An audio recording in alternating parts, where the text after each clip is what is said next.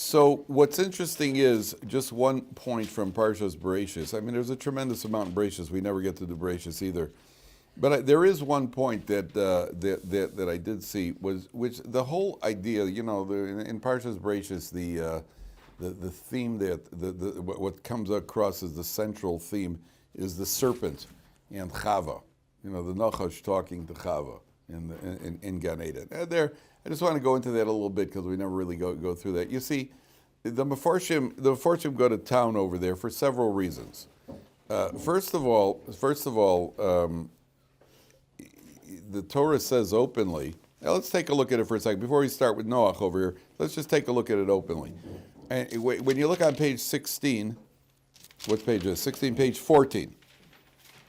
On page 14, I'm just going over Nate. I'm just mentioning one thing from Parsha's Bereishis before we get to Noach. So it says that the Nachash haya oru mikol chayes hasadeh shaya asa Hashem Elokim on page 14, right in the middle of the page. Vayomer el ha'isha af ki amar Elokim lo sochel mikol eitz hagan. He speaks to the woman. He says, "Well, didn't God say you're not supposed to eat from any of the trees?" And she said to him, "No. He only said one tree. God only said one tree we're not supposed to eat from. He didn't say all the trees." So, the first question that people ask, and it's a valid question, it's a question that a kid would ask, adults are afraid to ask it, is snakes don't talk. What do you mean the snake spoke? Right? The snakes don't talk. Now, what's your answer to that? What would you, if I say to you, hey, how could the snake talk? What's your answer going to be? There's a lot of other supernatural questions that we could ask. A lot of other supernatural questions. Good. In other words, your answer is, well, yeah, but that was then. That was the supernatural snake. That was the original basilisk from what do you call this is the supernatural snake. Okay, there's only one problem with that. There's only one problem with that, and the problem with that is that when the curse comes along, speaking means intelligence. I mean, for some people. Some people speaking is a sign of lack of intelligence. But okay, let's say speaking is what distinguishes man from animal. So when God curses the snake, and the snakes can no longer speak, so why doesn't the Torah mention it? So why doesn't the Torah says, well, you're going to crawl on your belly and you're going to eat dirt? Why doesn't the Torah mention the loss of the biggest loss of all, which is the loss of speech, which means the loss of intelligence, loss of free choice?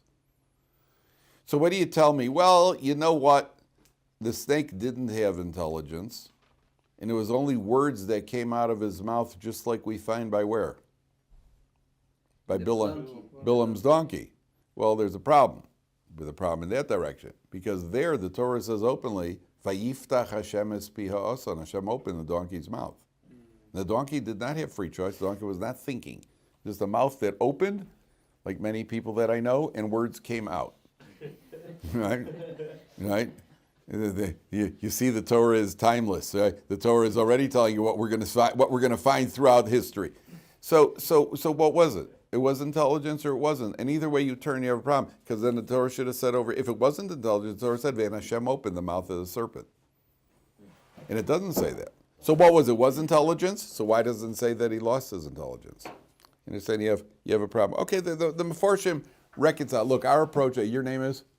Ben. What Ben says is correct. And for say that originally the Nachash was a speaking being. Why didn't the Torah mention that he lost it? There's one of the Mefarshim said, well, that's what's alluded to when it says he's going to eat dirt. That his mouth is going to turn into an animal mouth and he's not going to have intelligence. That's one of the answers that's offered. Without going into that, we're not going to bang out. I just want to tell you a very creative answer. The Abarbanel was one of the classic commentaries. So the Abarbanel has a very interesting approach here. The Abarbanel says, do you see this vent over here?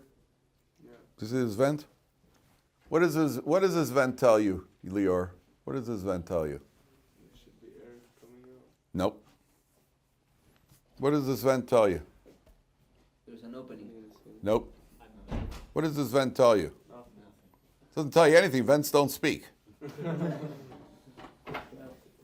Right? See the Abarbanel, right? Right? But yet we do speak that way. This tells me, the fact that you open a window says to me that it's not hot outside. That's how we speak. Please open that door over there so we get cross-ventilation. Just flip that door open. Itamar, that back door. Open it up so we get some cross-ventilation. Thanks. So the Abarbanel says, very creatively, he says what was happening was she was watching the snake eating the fruit of the tree. And she was saying to herself, this snake is saying to me that I could eat from the fruit. Because nothing happened to him, so it could happen to me. So nothing's going to happen to me. That's the Abarbanel's approach. I'm just pointing out to you over here that obviously the plain meaning of the Torah is that the snake spoke like a human being. That is the plain meaning, right? But the Abarbanel has his approach. He's one of the Abarbanel was the one who led the Jews out of Spain during the Inquisition. Again, I don't want to go into this. I'm just telling you what the issues are over here. Right? Rav Hirsch has a completely different twist. Rav Hirsch says, obviously, again, nobody says that the literal didn't happen, and this is what I want to get to today because it's an important concept. Rav Hirsch says that the idea over here, what's the Torah really trying to communicate? We're going to see where this extends to. The Torah is trying to tell us the Nachash who spoke to Chava represents the animal in every human being. Every one of us has a little animal inside, sometimes a bigger animal. Right, so we have an animal inside us. Now, what does this animal tell us? The woman looks at the tree, and you have the fruit, looks good, smells good, probably tastes good. It's got beautiful, Gan Eden, The word Eden, by the way, you know what the word Gan Eden means? You know what the word Eden means? Eden means delight. In Hebrew, when you get one of those chocolate puddings, and the thing is called a ma'adan. Ma'adan. I've had better ma'adans in my life, but that's what they call it for marketing purposes. They call it ma'adan, and a ma'adan means Eden. It means delight. So you're in the garden of delight over here. The fruits tasted good. It was all good. A human being, and especially the first man, and this is the battle that we fight in every generation since then. And this is what we were always fighting. Am I simply a two-legged creature? I am a two-legged animal. There are four-legged animals, and there are two-legged animals. That's all I am, is a two-legged animal. Or am I something that is about beyond animals? There's something called morality. And I don't mean morality just in when it comes to sexual morality. I mean morality meaning there are values. There's objectives, there are rights, and there are wrongs. This is a battle that we fight all the time. Where does the battle manifest itself? In the animal kingdom, if an animal looks at something, if it looks good, smells good, and tastes good, an animal is going to indulge, or at least try to indulge, right? If a leopard sees a really delectable looking zebra, right? Guys eat raw fish, they eat sushi, what's wrong with zebra? You ever had it? Don't knock it, But a leopard sees a zebra, the leopard's going to go after the zebra, right? It looks good, smells good, and probably tastes good. And there's never been a leopard in history that said to himself, you know what, I really shouldn't do this. The leopard chases after the zebra, rips them to shreds. And in no leopard in history has ever said, I really shouldn't do this because I'm behaving like an animal. Right? No leopard has ever exercised restraint for restraint's purposes. No leopard has ever said, no zebra now because then I'll be fleishix for 6 hours. Right? And actually I'm a yeki. I'm only 3 hours, but still not. There's a chocolate bar. Only human beings do that. Right? We're funny people. Right? A Torah Jew will sacrifice a steak dinner because sometime in the next 6 hours I want this much milk in my coffee. And people say, I don't want to, are you going to eat flesh? I don't want, I even said to my wife when I left the house today, I said, she was saying, do you want milk? I said, I don't want to become fleishix today. I want my afternoon coffee, right? Now, people got to remember when you don't become fleishix. I don't want to become fleishix. Fleishix is not a conversion. It's not like, okay, I'm fleishix. Okay, that's it, you're fleishix. You'll come out of it, kid. You'll make it. It'll be 6 hours, 3 hours, or 1 hour, depending on what your minhag is, but you'll come out of it. Right? No animal ever exercises restraint for restraint's sake. If an animal doesn't catch the zebra, or if the lion doesn't eat it because the lion's not hungry, That's the only reason. The tiger, the leopard's not hungry. Not because I really shouldn't be doing this. Where do you find that? You find that by the first man. The first man has said, look, there are a lot of pros there. There are a lot of trees there. A lot of trees. That one tree you can't eat, which, by the way, is the challenge. Right? That's the challenge. Had Hashem not said anything, he probably wouldn't have eaten it. From the minute I say to you, that one you can't have. Right? Oh, why not? that must be pretty good if I can't. That's what's called, the pasuk says, Maim genuvim yimtaku. The stolen waters are sweet. Right? The minute something is off limits, then that's what you want to do. What were you going to ask, Phil? I was going to ask why Hashem wasn't talking or warning just before they ate. Like He gave a warning already. He gave a warning. Before. He gave a warning. He said, don't eat it. Right. Okay, this is the test. This is the test for man. Okay, now, 1 second. Let's go further with this. Rav Hirsch says the Nachash represents, again, on a symbolic level. Literally, it happened. On a symbolic level, the Nachash represents the test we always have. She's looking at something in Gan Eden. Her husband has said to her, you can't eat that fruit. He got the communication, not her. And her husband has said, you're not allowed. God said you can't eat it. And this woman walks like this, this looks good. This looks really good. What do you mean you can't eat it? And the animal in man says to you, what, are you out of your mind? It looks good, smells good, it tastes good. Why would you want to indulge? And the human being says, but there's a code of morality. The animal says, what code of morality? What kind of nonsense is it? You're a two-legged animal, which is the world we live in today. It's the world we live in today. It's a two-legged animal world. You just see it, you indulge. There's no such thing as restraint for the sake of restraint. This is this is the very first test of mankind. It's all contained in here, by the way. And the test of mankind, the minute I tell you you can't, that's what you want to do. The minute and not only that, the Gemara says in Chulin that Rav Nachman's wife said to him, everything that the Torah forbids, the Torah permits. The Torah forbids that. The Torah says you're not allowed to eat pork. There's a fish where apparently the brains of this fish taste exactly like pork. You're not going to be deprived. You're not going to miss out. No, I got to have pork. I just got to have pork. Somebody told me once about these two Israelis who went to Thailand because they wanted to eat octopus. Just had to eat octopus. Couldn't live without eating octopus. So everything is here. It's all here. The Torah is telling you right off the bat that this is all in this first act over here. This very first challenge, the first communication. That's what the Torah is telling you. Even more than that. A snake. Most people in the world, except those individuals, you get these individual snake guys who are always walking around with a snake around their neck, and they're putting on shows for people. They put on demonstrations for kids. And they always, they talk. But most people find snakes loathsome. Even non-poisonous snakes. Even a snake is something that we're allergic to. They're just like a snake. Most people do not like snakes. The Nachash in the physical form represents the evil inclination. And there's no coincidence. Where does he normally get people? Right in the most vulnerable area, right in the heel, where you're not looking, the least protected part of your body. A comedian once said, most people shower, right? You generally soap up your chest a lot more than your feet. And you should really be spending more time on your feet. Your feet are a lot dirtier than your chest is. But, that kind of feels good. Now, I got to bend over and get at my feet? If my feet, they're on the bottom they're on the tiles, they'll do okay. They'll be okay. He gets you right where you're the most vulnerable area, number one. Number two, he's camouflaged. Right? Snakes are camouflaged. I remember going to the reptile house. You've been to the reptile house? They say there's like a thing that said there's a certain type of snake in there. And you're looking, I don't see any snake. And you're looking, and they say all of a sudden you see something moves. He's camouflaged. The Yetzer Hara is camouflaged. He's often camouflaged, right? He's somewhere here. He's lurking.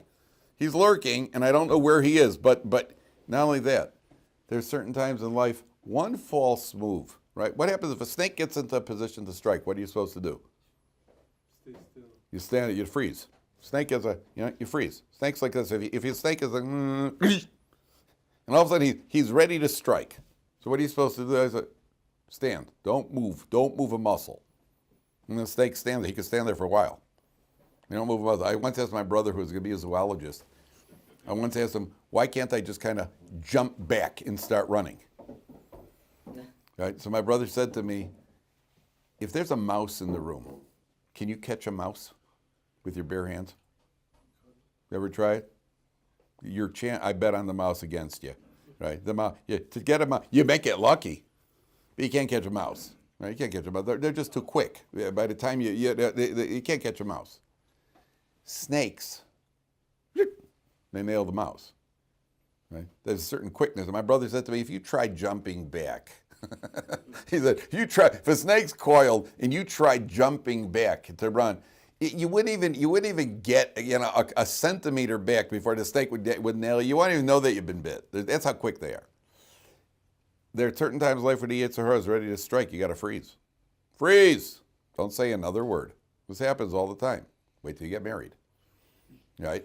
You're about to say something. Freeze. Just freeze. Right? Just avoid the trouble. Somebody put some delectable food in front of you. Freeze. Just freeze. Don't move. You're very vulnerable right now. Sometimes the Yetzer Hara gives you a little bit of a warning. I know there's Yetzer Hara lurking here. The snake, once in a while, you hear a rattle. It's creeping up on you. Sometimes you get these big ones.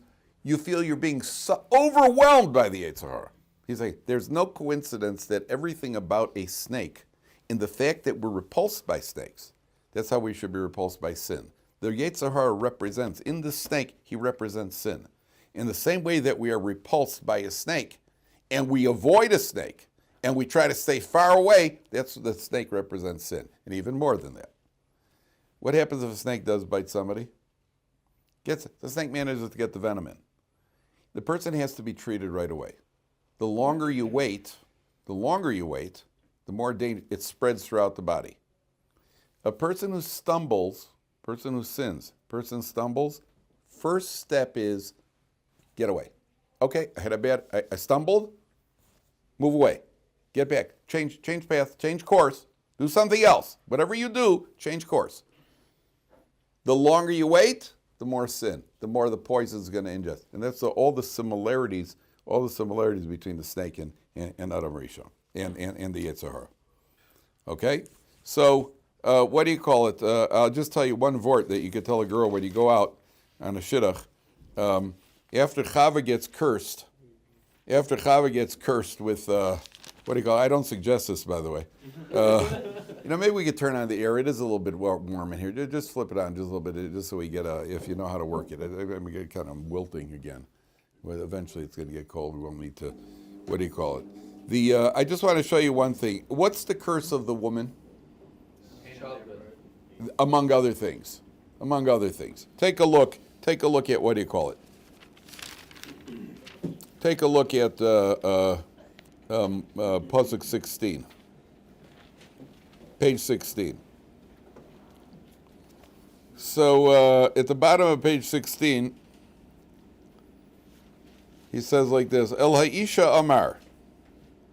To the woman, God said, 2 lines from the bottom on page 16, Harba arbe itzvonech veheronech be'etzev toldi bonim. So he says, I'm going to increase your, how does he translate it, your frustration? What do he call it?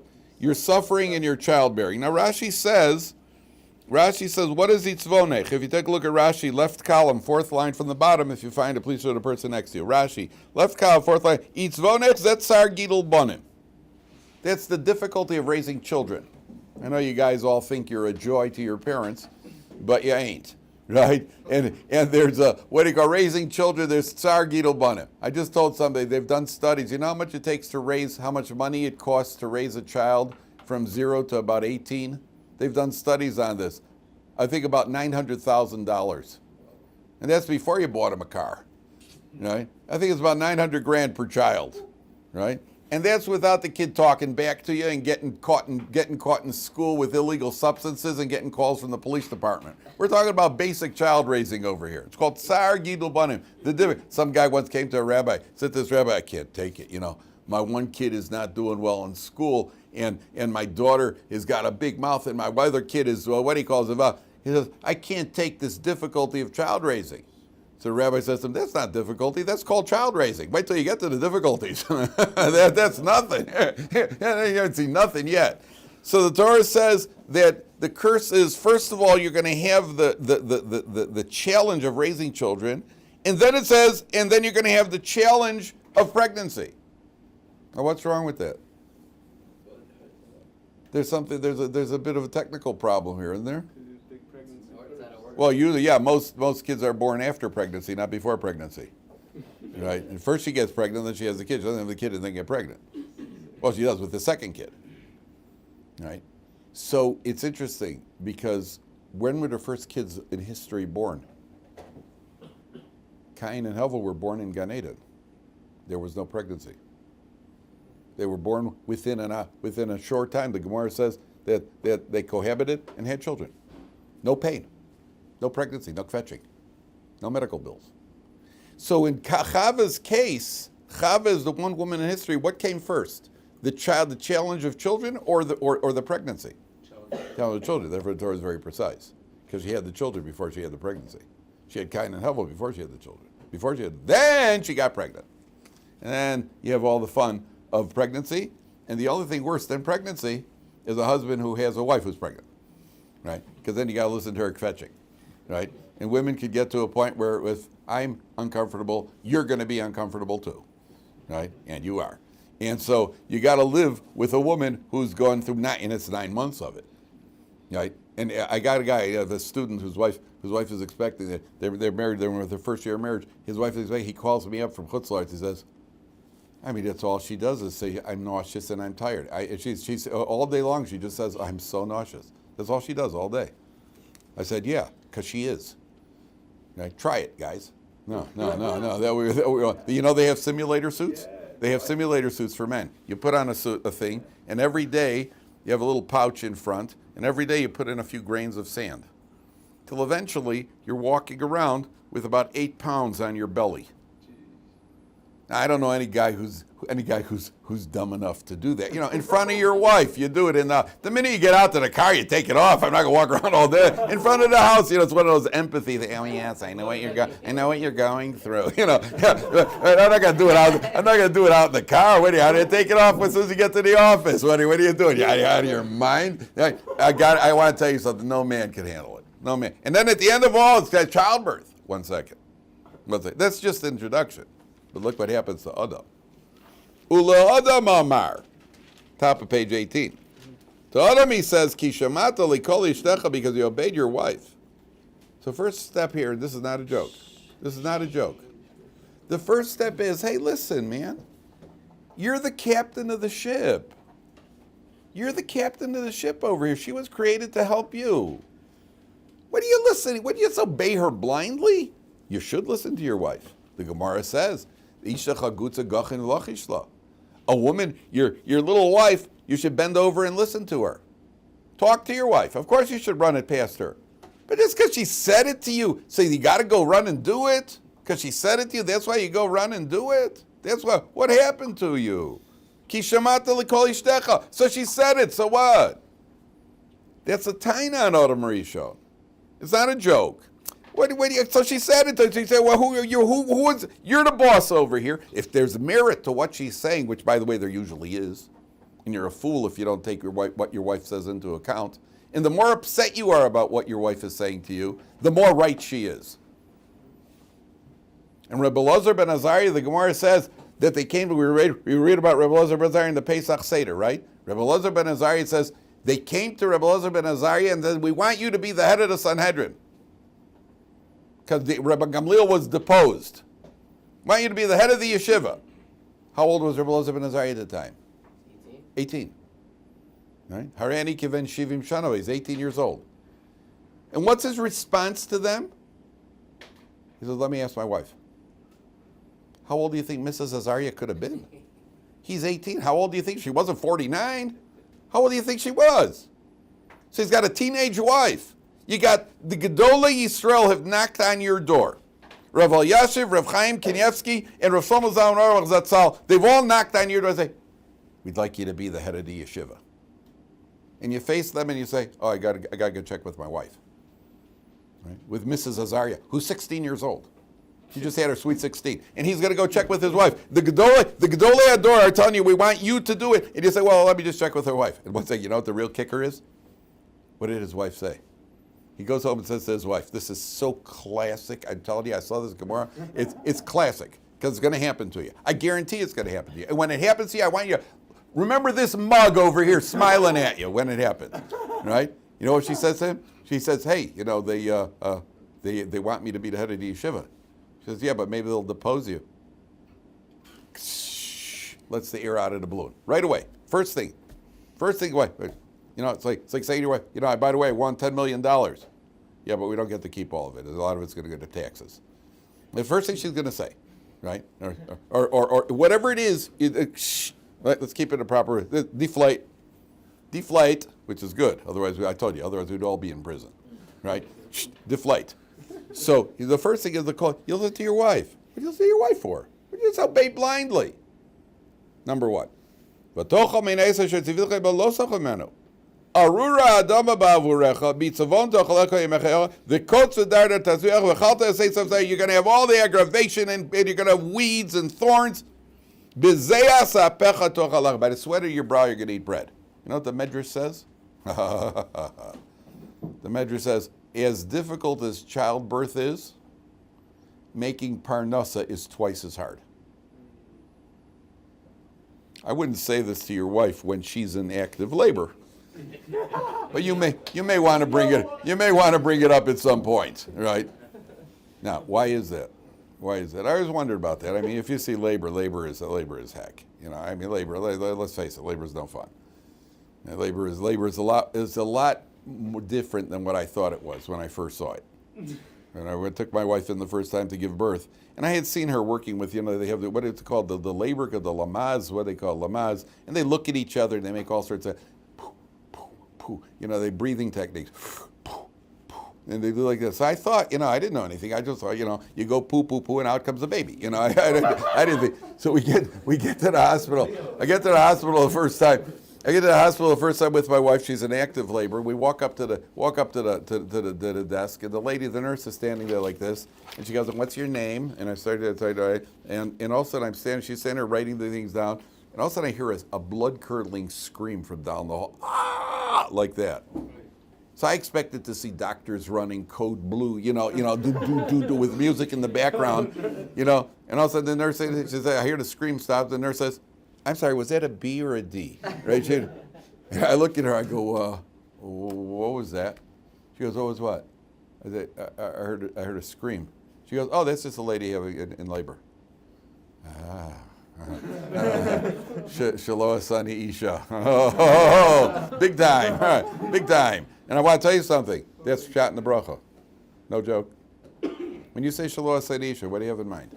Oh, you know, we have the privilege of doing mitzvahs and all these deep explanations from the Maharal. That's what I have in mind. Ask any woman, who's got a more difficult physical existence, men or women? Women. By far. By far, women have a much more difficult physical existence. I'm not blind. I see what's going on.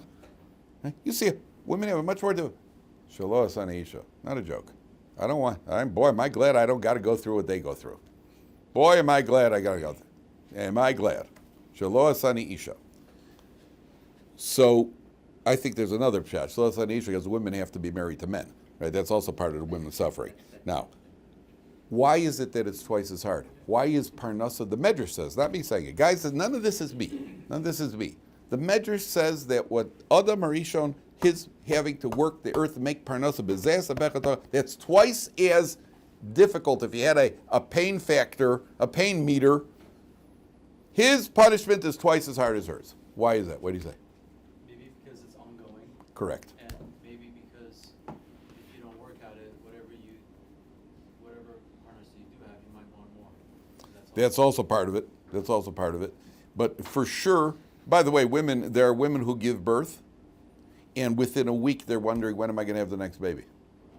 Yeah, so they're also there. It's ridiculous. After what they've been through, and the next thing is, boy, I wish I had another one. It's ridiculous. When it comes to Parnassah, When it comes to childbirth, you're pregnant, it's going to end in 9 months, and you're going to have a baby, and then you got to raise the baby. That's also ongoing. But nothing's as ongoing as Parnassah. It's constant. There's no break. There's no break. I want to tell you something. We once made a calculation. A friend of mine made a calculation. Pesach expenditures, the week of Pesach cost a month's salary. More or less, give or take. Everything's expensive. That's when everybody gets new outfits. The week of Pesach, generally, you have to calculate, it's going to cost you a month's salary. People save up in advance, you borrow money, whatever it is. One Pesach, I remember, we just finished Pesach. The day after Pesach, my son, I think at the time he was about 8 years old, he comes over and says, Daddy, I need new shoes. His gym shoes were torn, he needs new gym shoes. That's when I understood this child. My reaction was like, whoa. The day after, whoa, new shoes? There's nothing being bought in this house till Sukkot. Not bread, not milk, not cheese, nothing. We are spending on nothing. I spent it. Next day he had new shoes. It's ongoing. It's never ending. It's never ending. That's part of this part. Okay. So mankind deteriorates, and we go to Parshas Noach. Yeah, go ahead. It's just, is it applied the same way for Kohanim and Levim, or is like, I hear there's something related with Parnassah with Kohanim and Levim? Like Look, the Kohanim don't work, and they're supposed to be supported by the people. Right? I'm a Kohen. It applies. Maybe in the time of the Beis Hamikdash, I don't know. There are rich Kohanim and there are those that are not rich, right? So yeah, no. It definitely applies. I'm assuming there's an exception for people with an inheritance. And people with an inheritance, yeah. Okay, look, there are exceptions to everything. But then again, they want more and they can lose their money. And it's endless. And the Gemara says, Yesh lo mana rotza masayim. A guy who has 100 wants 200. So guys with inheritance, most guys with inheritance are trying to make more money. Yesh lo money rotza masayim. A guy has 100, he wants 200. And when you have 200, then you want 400. You make your first million, what's your next thought? You want to get your second million. Once you have 2 million, then what do you want? Then you want 4 million. The irony is, not only you not have enough, the more you have, the farther you away from your goal. Because when I had 1 million, I just wanted that second million. And when I have 2 million, now I want 4 million. So I'm 2 million away now. Then I'm 4 million away. I'm exponentially farther away. So if you get a guy, and I want to tell you something, it's not just the money. Because I don't know for sure, but these guys who are mega rich, they probably lose sleep at night because they're comparing themselves to the other guy who's mega rich. Why does he have more than me in Forbes? He has got more than me. So we all tell ourselves, yeah, but I wouldn't be complaining. Oh yeah. Hopefully we should face that test. Maybe not. Right? The mega rich, yeah. Sorry, just No, go ahead, please. What was the correlation between Adam saying he listened to the voice of his wife? That's the Story of the 18-year-old that wanted to go to the Sanhedrin. The correlation is that there's a good question. Let me make this clear. The first claim is, what are you following her blindly? You obeyed your wife. They don't have to obey her. But you should talk to her, consult with her. Ask yourself, maybe there's merit to what she's saying. She comes over to you, oh, Adam, here's a fruit. Where did you get it from? Where did you get? No, she gave it to him and he ate. What happened over here? You were told not to. Somebody gives you something, somebody gives you a piece of food. Where did it come? Where's the hechsher over here? You know there's something not kosher in the garden. Find out where it's coming from. What's the hechsher? Who's the mashgiach? You can just go indulge. Just going, oh, the snake is the mashgiach. Oh, okay, well, if the snake can eat it, so I can eat it. Oh, well, what is this? Like you go to a wedding, who's the mashgiach at the restaurant over? Well, they're eating it, so I can eat it. Yeah, that's your what do you call it? Well, what happened over here? That's subtle. You obeyed her blindly. Don't obey her. Talk to her. Maybe you should obey her. And many times, I told you, most times in life, you should do what your wife says. Most of the time, I say that unabashedly. Most of the time, you should listen to your wife because men are biased and men are pursuing all sorts of men. Men are thinking of prestige and all sorts of ulterior motivations. But at least think about it for a second. Especially you, the first man. More than that, you're the boss. You were created to be the captain of the ship. She's your assistant. Ezer Kenegdo. She's your assistant. You're taking orders all of a sudden so fast. You haven't even been married a day yet. And then you start taking orders fast, right? Right? But at least give it a chance. My goodness, what happened over here? Okay, let's go to Noach. And this is, I'll tell you, the way I look at Bereishis and Noach, creation, when you look at Brias Olam, creation, no matter how many times you learn it, you're still not clear. It seems to be very esoteric, very, very, very abstract, which I'm convinced it's meant to be. Because the idea of creating something from nothing is to us completely abstract, because it doesn't exist. You can't create something from nothing. And so the whole description of Bereishis is to let us know that it was done. How exactly it was done? Well, you want to understand something that's beyond human comprehension? We can't. When you get to Noach, you get some what I consider, again, it's all over the Torah, but Noach is very focused on insights into human nature. It's a very, very psychological, I don't want to use the term, but it shows you human psychology, a tremendous amount. All right, let's see. The Torah starts off, mankind was sinning, and God says, okay, there's going to be a limitation over here. Everybody was immoral, and they were what do you call it? Everybody was the powerful people were just taking women all over the place, married women, and they got into all sorts of perversions. All these things that the Supreme Court today would have approved of, that's what they were doing, and the Torah says it's not good. So on page 30, Eila told us Noach. These are literally the generations of Noach. Now, what would you think that refers to? His children. Noach ish tzaddik, he was a tzaddik. Tamim haya b'dorosov, esa Elokim hisalach Noach. Noach walked with God. Now, if you take a look in Rashi, Eila told us Noach ish tzaddik. First Rashi on the page. Hoel vehiz kiro, siper b'shivcho. Since Noach was mentioned, the Torah praises him. These are the generations of Noach, and then we take a quick break. And Noach was a tzaddik, right? We want to get to his generation, we want to get to his children. But we take a quick break to praise Noach. Shenemar zecher tzaddik livracha. The zecher tzaddik livracha means when you mention a tzaddik, you give him a bracha. Then it says, davar acher, second line of Rashi, right column. Davar acher is another idea. Listen carefully. Lilamedcha, to teach you. She'ikar told Oseim shel tzaddik, you know what the most important product of a tzaddik is? Maisim tovim, his good deeds. So, the first issue here is Noach is called a tzaddik tamim. Tzaddik tamim. So, one of the commentaries says tzaddik refers to your financial behavior. Tamim refers to your moral behavior. In a generation, yeah, we can turn it off now. Thank you very much. In a generation where everybody around you is dishonest and everybody around you is immoral, which is more challenging for the person to maintain? You want to maintain a state, which is more difficult to remain honest or remain moral? If everybody around you is doing the opposite. Moral is harder. Moral is harder. People around you are dishonest. A person says, listen, I don't care what everybody does. I have principles. I'm not going to cheat on my taxes, and everybody else cheats on their taxes, and I don't do that. I'm going to, I'm going to stay honest. Okay, it's a challenge. It's difficult. But people could pass that test. When you get to immorality, where the society around you is immoral, for you to maintain decency, especially when the rest of the society laughs at you for being decent, the more decent you are, the more you're the one who's distorted today. Again, this is the world we live in. We're living through this day to day. By the way, somebody just won a lawsuit. A woman in California, believe it or not, she won a lawsuit. She was sued by a couple, same-gender couple who wanted to get married, and she has a bakery, and she refused to bake a cake for a same-gender because she said it violates her Christian principles.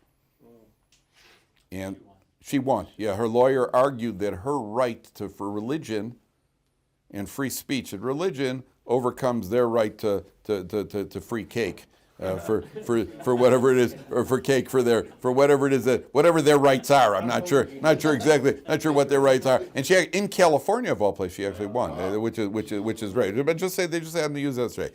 So for this woman to stand up for her principles is a very, very difficult thing in a world where all the deck is stacked against you. Right? The cards are all against you here, and she's able to do it.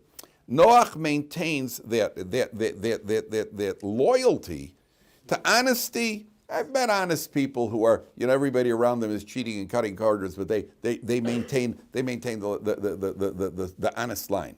But immorality has a way of, one way or another, you're pulled down. Anybody who's gone off to any college campus anywhere in the United States or anywhere in the world, with your best of intentions going to college, once you're on the campus, you know what, you got to fight against the peer pressure and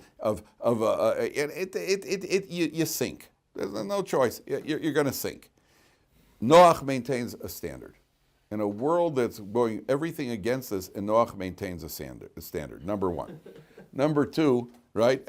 Listen. I'm only telling you what this is. The world we live in. It's not. It doesn't do us any good to try to deny it. Reb Moshe Feinstein says an interesting thing here. A parent has children, right? You have children. How beloved are your children? You're very beloved. Do you favor one child over the other? You say yes. Yeah, that means that it was your brother who got favored, right? Anybody who says yes, it means that the other one got favored. Yeah, but the other one is saying the same thing about you. But at the end of the day, you don't like. By the way, you love your children equally. Sometimes you like one more than the others. You love them all. We try as parents to bring out the potential in our child. You have the child who's brilliant and talented. We try to bring out his potential. That was my brother. You have the child who's challenged. Maybe socially challenged, academically challenged. Thank you very much. And we try to do the best we can with him. Everybody, we try to bring out the potential in each child. Says Reb Moshe Feinstein. The Torah says to here that by a tzaddik, what is it we put the emphasis on? His main children are his good deeds, his actions. So Reb Moshe Feinstein says something very sharp. A person, the same way you never write off one child, if you have an opportunity to do a mitzvah, don't say, that mitzvah isn't worth anything. Those are your good deeds. The same way that all children are worth something, even the most challenging children, the same way that a child who's uncooperative, that's sometimes where you get your most nachas. The most satisfaction you get is when you take that difficult child and you turn him around. At least, maybe he's not going to be the tzaddik, but at least he's doing a lot better than you ever thought. The proof is he's still got it at liberty, right? He's not in jail, so you did a good job, right? And that's a tremendous. So the same way that you have that satisfaction, in no child you say, this child's not worth investing in. That's how he says, Ma'asim Tov, and say that you see a good deed, you got a mitzvah opportunity, grab the opportunity. Mitzvahs have a way of running away from you. Mitzvahs you have an opportunity, grab the opportunity. Mitzvahs have a way of they run off very quickly. Okay. So then the land becomes morally corrupt. Now if you look at Pasuk Yud Aleph, I'll tell you a story, frightening story, it was a very eye-opening story. It says in Pasuk Gimel, it says, "Vatishachesa oretz lifnei Elokim vatimalei oretz chamas." The land became morally corrupt, and then the land became filled with violence, theft and violence. Chamas, yeah. No coincidences there, yeah. Right? It became filled with. So I want to tell you something. When I was about 19, I spent the summer working on a loading dock in Chicago. And it was a bunch of yeshiva guys getting a summer job. And we would load these, it was a government food program, we'd load these trucks all night, and these trucks would go driving off, and we had to deliver them. We rode with the truck, and we had to deliver them to various summer programs in Chicago. Okay. So we're working on this loading dock, a bunch of Jewish guys with other guys from other ethnic groups who were working at full time. And we were working there on the loading dock. And then you had another company. There was another trucking company, which really a bunch of rednecks. Just a bunch of real red. This is the redneck company. And this is a loading dock. And there was a room where you get a coffee and cigarettes, where they're in the room, this was not like a first class hotel. And, we're working through the night. It was a night job. And I walk into so I'll go to get cigarettes or coffee, whatever it was. And these guys from the other company were there. So I walk in one night, and these two guys look like truckers. They were truckers. And I walk in, and these guys are schmoozing. And I thought these guys, I was a somewhat, sheltered, meaning I was raised in a Jewish community. This was really my first, I thought these guys were so cool.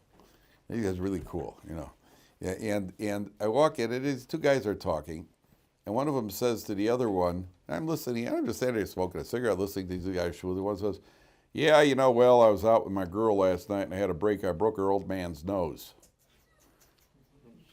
So I said, you broke your girlfriend's father's nose?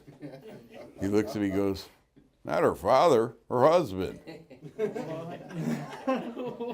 And I looked, I was like, oh. Because that only happens on TV. That only happens on TV. That's not reality. And I remember the guy looking, he goes, not her father. Because we used to say an old man about a father was the old man, your old man. He goes, not her father, her husband. And this guy looks like he could break noses. This guy looked like he and my next thought was, if he doesn't care about his girlfriend's husband's nose, he probably doesn't care much about my nose either, right? And I decided I think I'm going to keep a distance from this point on, right? Because now, the reason I bring that up is what happened over here. It started out, it says the land became the land became morally corrupt. What was the next step? Violence. What's one thing got to do with the other? What's one thing got to do with the other? How do you get to violence and theft? You're immoral. You're indulging your pleasures. What's that got to do with stealing? What's it got to do with violence? The answer is one leads inevitably to the other. Because ultimately, lack of control in the area of morality simply means you're being selfish. And once you're focused on yourself, you're just inhibiting my various desires. You're on my planet and you're bothering me. And therefore, if you happen to have a car that I want, well, what's the difference if it's your wife or your car? And if you resist too much, then I'll have to knock you off because you're interfering with my attaining what I want to attain. And therefore, one inevitably leads to the other. And the Gemara says, that's what seals their fate. They're immoral, they're perverted, they were indulging in every form of what you read about in the newspapers and see on TV today. Yet what sealed their fate is theft. Why? With this we finish. Why was it that it was theft? At the end of the day, which is worse? Capital offense. Immorality is a capital offense. Theft is not a capital offense. You don't get executed in Beis Din for stealing. Noachites do, by the way. But a Jew doesn't. Objectively, which is worse? Adultery or stealing? Which is worse? Objectively, adultery is worse. So why is it that the stealing seals their fate? So I'll tell you very quickly. They use the analogy, this fish is swimming in the water, and all of a sudden that bird, what's it called, a pelican, reaches in and he plucks out the fish. And he looks at the fish, and he makes a bracha, glory priya fish, and this is going to be his lunch. And the fish is not into this. He's not excited about the fact that he's about to become somebody's lunch, and he starts begging for his life. And the pelican is starting to soften. And the fish, please, I don't want to die. Please, don't swallow me. Please. And in the middle, the pelican is really getting soft. He's thinking, I'll give him another chance. And all of a sudden, they please, whoop, a fish that fish had swallowed comes flying out of his mouth. And the pelican takes he says, no way, bro. No way. I should have mercy. I shouldn't swallow you. You had no problem swallowing others. No, down the hatch. So that means mercy. There could be mercy. There's room for mercy in God's world. There's room. Can be merciful, but I can't be merciful if you yourselves are cruel. In other words, it wasn't the biggest of what seals their fate. Sealing their fate means that's why there's no return. That's why they're at the point of no return. Because you behaved, you mistreated others, so there's no room to extend any mercy to you. Therefore, gonna delete the whole world. All right, see you Sunday.